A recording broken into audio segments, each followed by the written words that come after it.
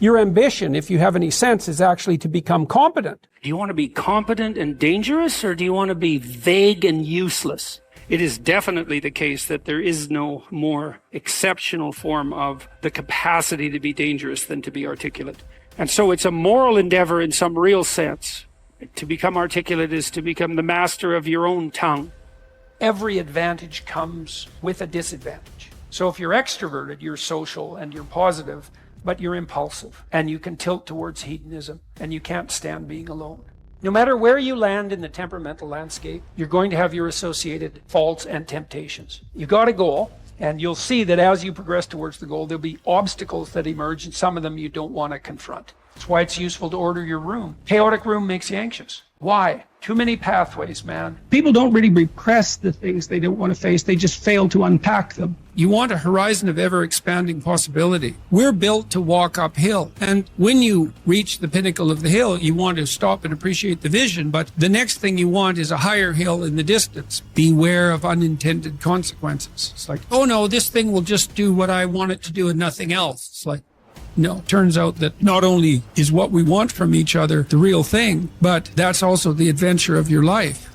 And so if you aren't truthful, and that means, unfortunately, especially at the beginning, when you start to be truthful, it means deeply coming to terms with your inadequacies in humility. So it's very painful. Without that, you don't have the adventure of your life. You have the role that you've acquiesced to. And that'll take all the meaning out of your life. It's good for you to go take your place in the world. Have some ambition, have a vision, have a goal, have a strategy. Try to be a good person, not because it's your duty precisely, because that's the proper way to live. You sit on the bed and say, okay, man, I'm ready to learn something. What's one thing I'm doing wrong that I know I'm doing wrong that I could fix? You meditate on that, you'll get an answer. You grow in proportion to the weight you take on voluntarily. And it's also true that we have no idea what the upper limit to that is.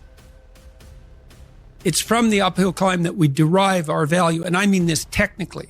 So almost all the positive emotion we feel, especially the emotion that fills us with enthusiasm, and that's experienced in relationship to a goal.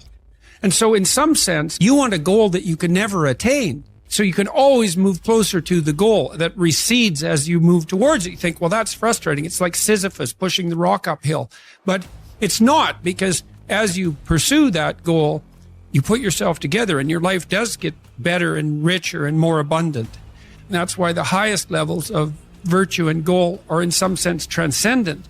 You want them to be above everything you're doing so you can continually move towards something that's more sublime and better. That's what you are. You're here to live, not to sleep. And the problem with the vision of Mai Tais on the beach is that, well, first of all, that's a vision of drug-induced unconsciousness. Second, it's only going to work for about a week. Third, you're going to be a laughingstock in a month and depressed and aimless and goalless. You want a horizon of ever-expanding possibility. And so it does happen to people because they've staked their soul on the attainment of an instrumental goal.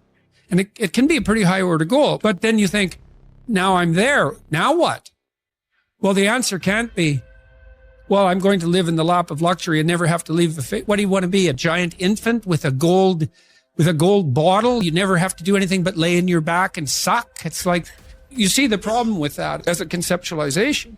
It's no, you want to be like an active warrior moving uphill with your sword in hand. And that's dynamic. That's exciting. People are afraid of the truth because often if you reveal it, it causes conflict in the moment. Telling the truth is definitely an adventure. Seeking for sure, but also telling. Another way of going about it is to just say what you think and see what happens. That's an adventure because you don't know what the outcome is going to be. So look, there's this old idea that it's necessary to have faith in the truth. And so here's a way of thinking about that. Someone asks you a question and you might think, well, here's the outcome I want. And so here's how I'm going to answer that question. So that's one way of approaching it. But another way of approaching it is, you ask me a question, I'm going to think about the answer, and I'm just going to tell you what I think. And it doesn't matter what the outcome is, because I'm willing to see what the outcome will be, predicated on the idea that there isn't a better outcome than the one that truth produces. Even if it's harsh and terrible in the short term, and sometimes it is, it's like there isn't a better way of doing it. Now, You might say, well, how do you know that? And the answer is, well, I don't know that. That's why it's an article of faith. Because I believe, and I believe this deeply, the being that you produce as a consequence of telling the truth is good, by definition, even though it's harsh and often uncomfortable, because you get in trouble. One of the things that I've really learned recently, or learned to articulate better, is that there's a very tight relationship between aspiration and responsibility. The first question might be, do you need to aspire to something? And the answer is, well, yes, because you have to do something. If you just sit there, you'll die. You can't just sit there. You have to go act out in the world. Okay, so act towards what? Well, that's whatever your aspiration is. You have to have an aim. Okay, well, what should the aim be? Well, it should be something worth doing, let's say. Why do something that you don't feel is worth doing? What do you think's worth doing? Well, if you watch other people and you judge when they're doing something worthwhile, you usually judge them positively if you see that they're taking responsibility, at least for themselves. What, do you want to be completely useless so other people have to take care of you? That's pretty pathetic. And maybe you could get your act together so you're taking care of yourself and your family. And maybe you could even do better than that and take care of yourself and your family and your community. Well, good for you. That's responsibility, and that's an aim. Well, here's one of the things that's cool about that, is that your life doesn't have meaning without aspiration or an aim. Okay, so you need a hierarchy of values. There's got to be something at the top. It's got to be something important. If you don't have that, your life doesn't have any meaning. So if you criticize the hierarchy, or even the idea of hierarchy, you destroy the idea of aspiration. And then people have nothing. Well, that's not helpful. People are built for a struggle, and they're built for a weight, and you want to take on a heavy burden voluntarily. See if you can put yourself together. See what you can do out in the world while you're waiting to die. It's an all-in game. It better be worthwhile. It took me a long time to understand that belief regulated emotion. So what happens is that if you act out your identity, if you act out your beliefs in the world, and what you want doesn't happen, what happens is that your body defaults into emergency preparation for action. And the reason for that is you've wandered too far away from the campfire, and now you're in the forest, and maybe you're naked. And so what do you do then? And the answer is, well, you don't know what to do. So what do you do when you don't know what to do? And the answer is, you prepare to do everything. And the problem with that is that it's unbelievably draining psychophysiologically.